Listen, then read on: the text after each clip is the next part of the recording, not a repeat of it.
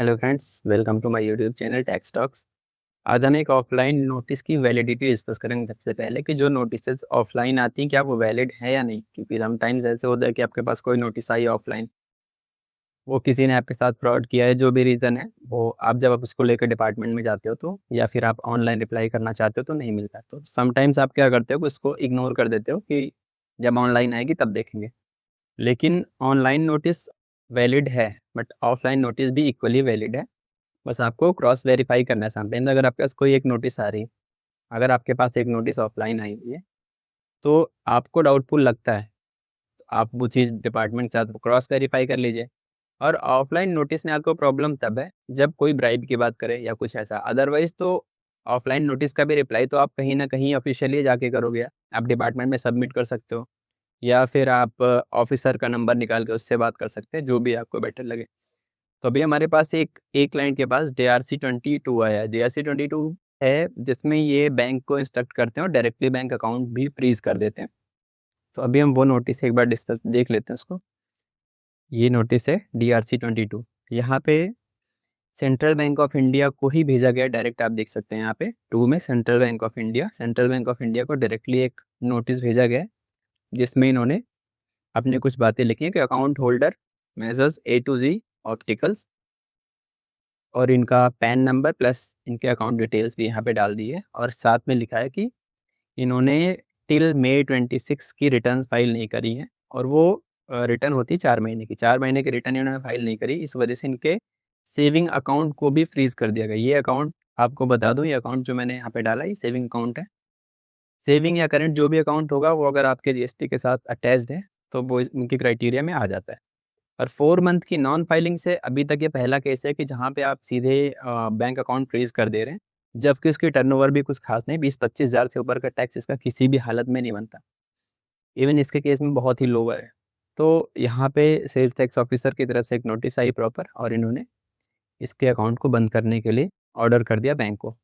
Bank ने account freeze कर दिया। अब उसके अकाउंट में बहुत सारे पैसे पड़े हुए थे, वो सारे पैसे फ्रीज हो गए। उसके काम जो भी थे वो सारे रुक गए। अब इन्होंने बताया मुझे कि इनका अकाउंट फ्रीज़ हो चुका है। तो जब तक बैंक अकाउंट फ्रीज़ नहीं होता तो क्लाइंट को भी बहुत ज़्यादा फ़र्क नहीं पड़ता। क्लाइंट को इससे फ़र्क नहीं पड़ता कि हमारी रिटर्न्स फाइल नहीं, हमारे पोर्टल पे नोटिस है। उसको फ़र्क पड़ता है जब उसके फाइनेंशियल्स रुक जाते हैं। अब उसके फाइनेंशियल ट्रांज़ैक्शंस रुक गए। यहाँ पे बैंक को DRC-22 में ये बोला गया था कि आप इस अकाउंट से डेबिट ट्रांज़ैक्शंस नहीं हो सकते, क्रेडिट ट्रांज़ैक्शंस हो सकते हैं। तो यहाँ पे हमने एक ऑफ़िशियल रिप्लाई अपने लेटर हेड पे ड्राफ्ट किया और इनको सबमिट किया है, जिसमें टू असिस्टेंट कमिश्नर जहाँ से आया था, ये सारी डिटेल्स वहीं से, और ये मेल आईडी भी उसी की है।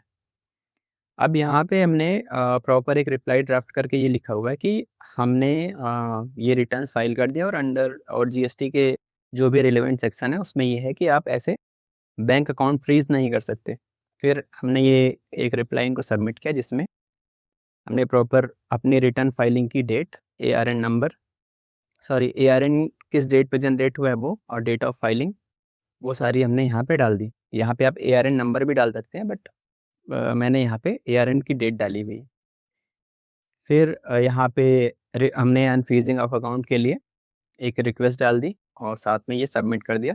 और इनको साथ में रिक्वेस्ट भी डाला है कि इशू DRC-23 है, जहाँ पे ये बैंक को इंस्ट्रक्शन देंगे कि आप इनका अकाउंट अनफ्रीज कर दीजिए। ये इसका रिप्लाई का मोड क्या होना चाहिए, क्योंकि ये नोटिस हमारे पास ऑफलाइन आई हुई है, और क्लाइंट अहमदाबाद का है, बाहर का है, और मैं भी दिल्ली में बैठा हूँ। तो ऐसे बहुत सारे प्रॉब्लम्स हैं, और इवन जो क्लाइंट है उसके लोकेशन से ये ऑफिस, जो ऑफिस है GST ऑफिस, वो नियर अबाउट 400 किलोमीटर्स हैं। तो उसके लिए भी बहुत ईजी नहीं है वहाँ पे विजिट करना। फिर हमने ये रिप्लाई ड्राफ्ट किया, और साथ में अटैचमेंट लगाए एनेक्सर में कि ये हमने रिटर्न्स फाइल कर दी, और थैंकफुली उन्होंने DRC-23 इशू कर दिया। अभी आपको DRC-23 दिखा देता हूँ। ये फिर इसमें डेट का डिफरेंस मैं आपको दिखाता हूँ, हमने कौन सी डेट पे रिप्लाई फाइल किया और कौन सी डेट पे इन्होंने 23 इशू कर दिया।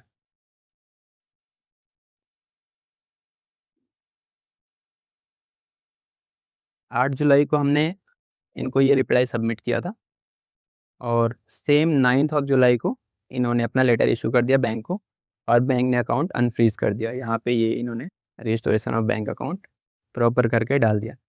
तो जो भी नोटिसेस आती हैं आप उसको इग्नोर नहीं कर सकते।